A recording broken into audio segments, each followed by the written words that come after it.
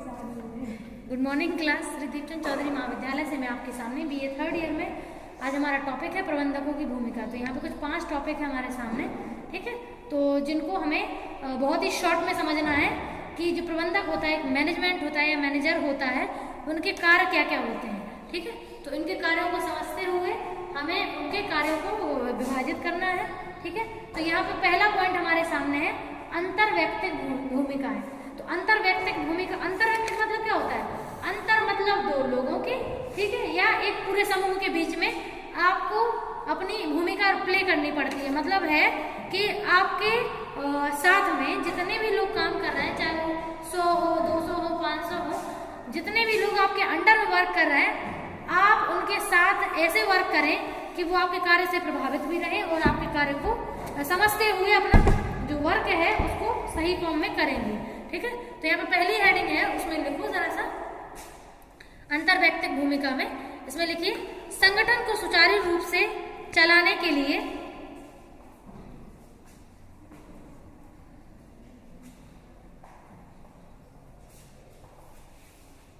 प्रबंधक की मुख्य भूमिका होती है।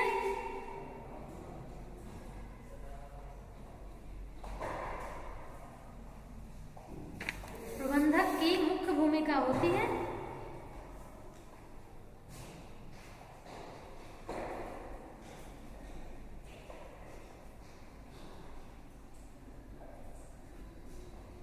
इसमें जो पहला पॉइंट है अध्यक्ष, उसके बारे में लिखो। प्रबंधक कानूनी और सामाजिक कर्तव्यों का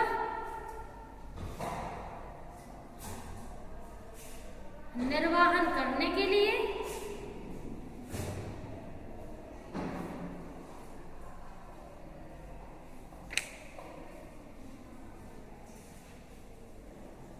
एक अध्यक्ष की भूमिका निभाता है।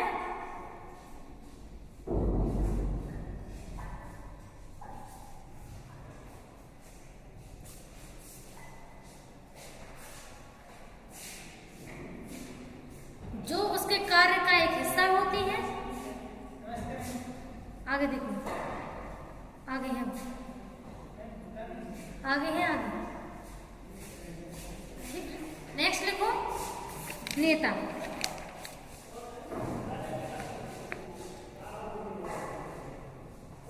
नेता के रूप में कर्मचारियों को कार्य करने के लिए अभिप्रेरित करना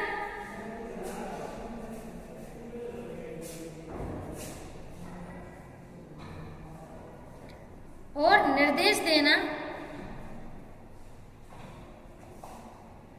कार्य करने के लिए अभिप्रेरित करना और निर्देश देना,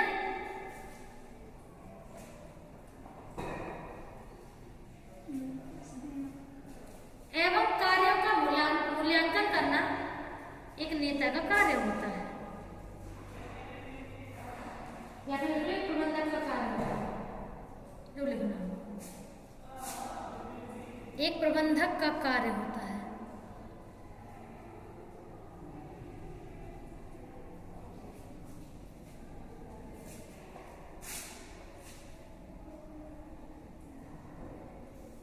जो आवश्यक रूप से उसे करना होता है।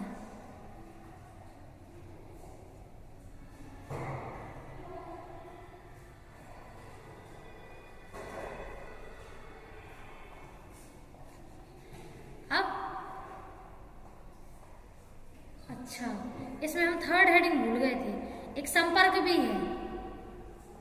इसमें एक संपर्क है। हाँ, मतलब चलो एक लाइन में लिख लो संपर्क, ठीक है। हेडिंग डाल लो संपर्क, उसके आगे लिखो सभी व्यक्तियों के बीच में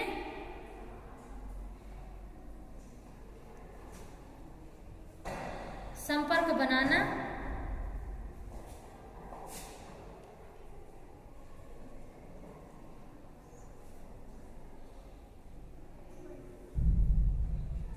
प्रबंधक का कार्य होता है।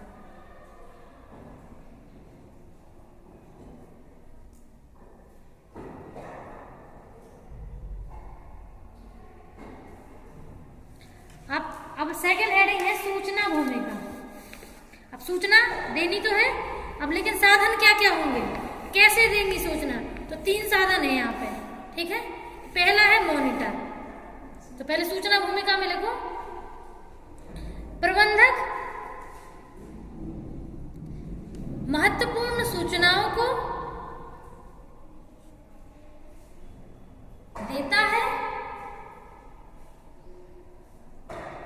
जिनके आधार पर निर्णय लेना होता है, जिनके आधार पर निर्णय लेना होता है।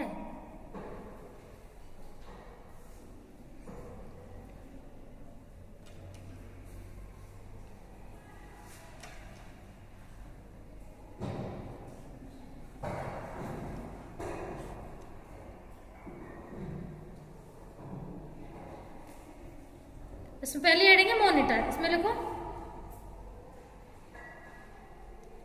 सूचना को लेकर आगे बढ़ाना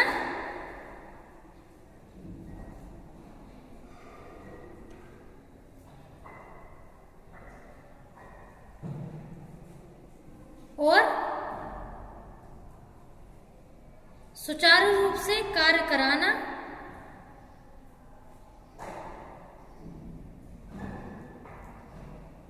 प्रबंधक का कार्य होता है।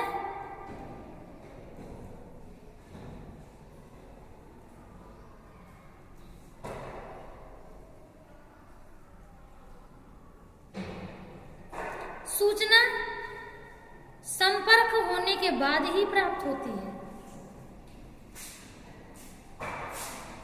सूचना संपर्क होने के बाद ही प्राप्त होती है।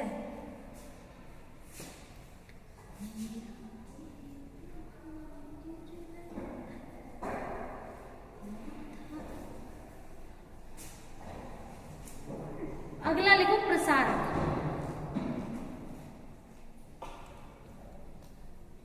बाहरी स्रोतों से सूचना को प्राप्त करना और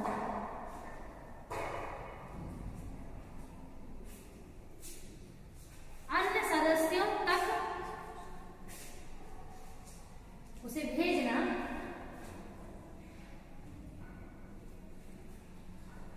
प्रसारक का कार्य होता है।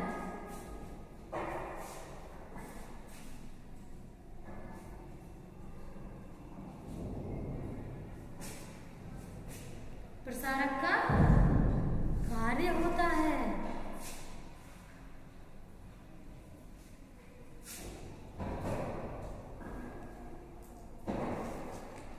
नेक्स्ट है प्रवक्ता। संगठन में योजना निर्माण और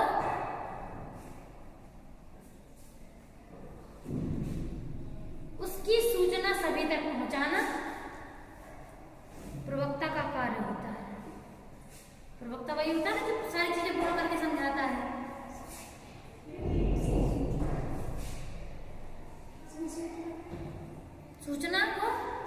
सूचना को बाकी कर्मचारियों तक पहुंचाना प्रवक्ता का कार्य होता है।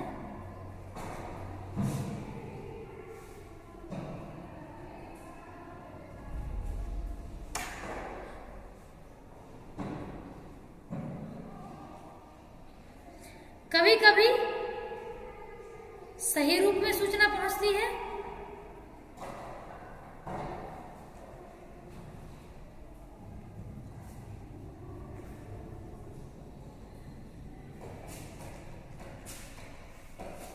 और कभी कभी गलत रूप में।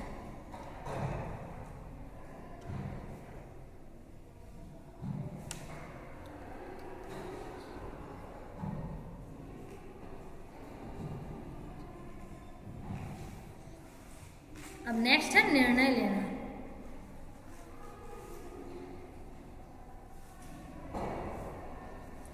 निर्णय लेने का आधार सूचना है। मतलब निर्णय कब लिया जाता है? जब अपने पास इंफॉर्मेशन होगी। अगर इंफॉर्मेशन नहीं होगी तो निर्णय काय के बेस पे लेंगे? तो इंफॉर्मेशन होना जरूरी है। तो निर्णय लेने का आधार सूचना होता है। जितनी अधिक मात्रा में सूचना हमारे पास होती है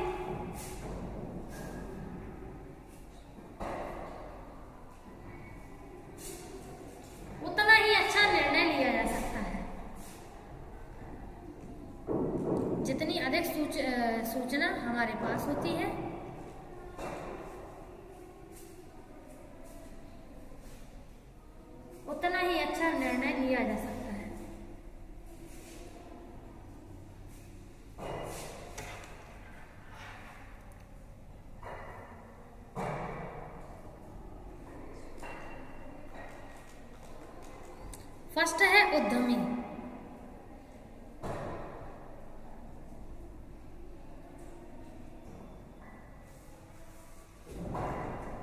संगठन और पर्यावरण के को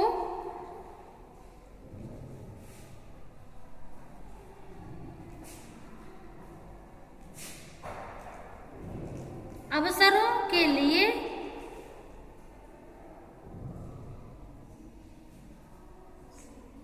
योगदान या परिवर्तन करने के लिए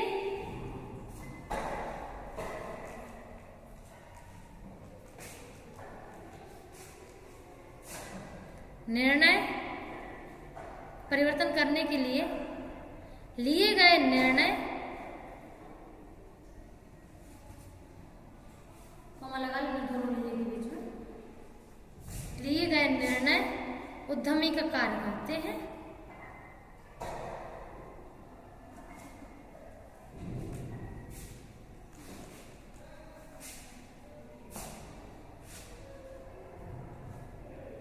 सेकेंड है उपद्रव समाधान।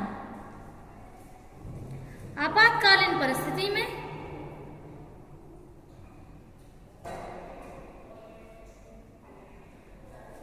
जब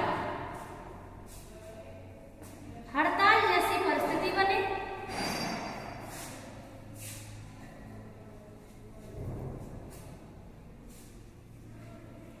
अब ऐसा थोड़ा ना कि कंपनी में काम कर रहा है तो जीवन भर इंसान अच्छे से ही काम करेगा।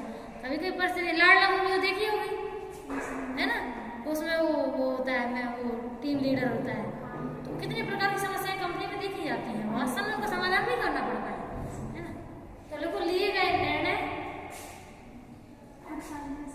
अच्छा अर्थात बोला हमने, अर्थात परिस्थिति में हड़ताल जैसी, हाँ हड़ताल जैसी परिस्थिति में सही निर्णय के द्वारा समस्या का समाधान करना होता है।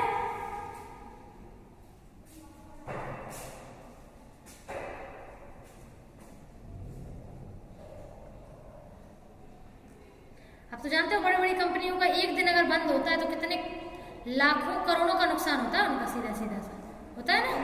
बस तो फिर आपको तो मालूम होगा कोविड के टाइम पे भी फैक्ट्रियां खुली हुई थी, चाहे काम बहुत ध्यान से किया गया लेकिन वो ओपन थी। लास्ट लिखो इसमें संसाधन आवंटन, ठीक है, इसमें लिखो प्रबंधक कर्मचारियों में विभिन्न कार्यों का विभाजन करता है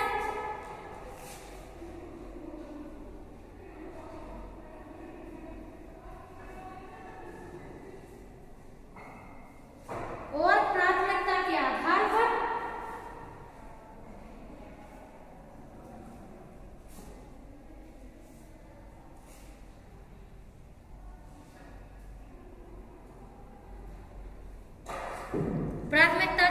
पर कार्यों का क्रियान्वयन करता है।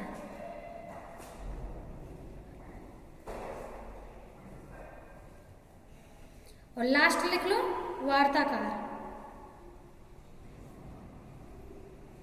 यानी कि नेगोशिएटर। जानती हो वार्ताकार कौन होता है? वार्ताकार मतलब दो कंपनियों के बीच में एक ऐसा व्यक्ति जो दोनों कंपनी के बीच में तालमेल बैठा के रखता है, या फिर कंपनी के ही बीच में एक ऐसा पर्सन जैसे मैनेजर है। मैनेजर जो एम्प्लॉइज हैं वो नीचे लेवल के होते हैं, और जो बॉस है वो अपर लेवल का होता है। दोनों के बीच में तालमेल कौन बैठा के रखता है? मैनेजर।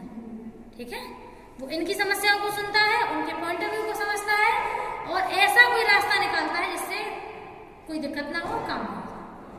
देखो इसमें देखो बॉस को क्या बोलते हैं? मालिक। मालिक और कर्मचारियों के बीच में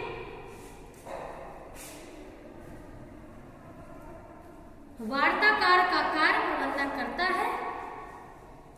वार्ताकार का कार्य प्रबंधक ही करता है।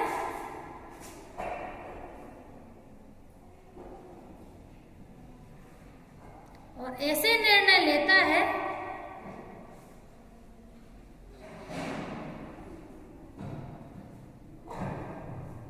जिससे मालिक और कर्मचारी दोनों संतुष्ट रहें। और ऐसे निर्णय लेता है जिससे मालिक और कर्मचारी दोनों संतुष्ट रहे। ठीक है, बस यही था।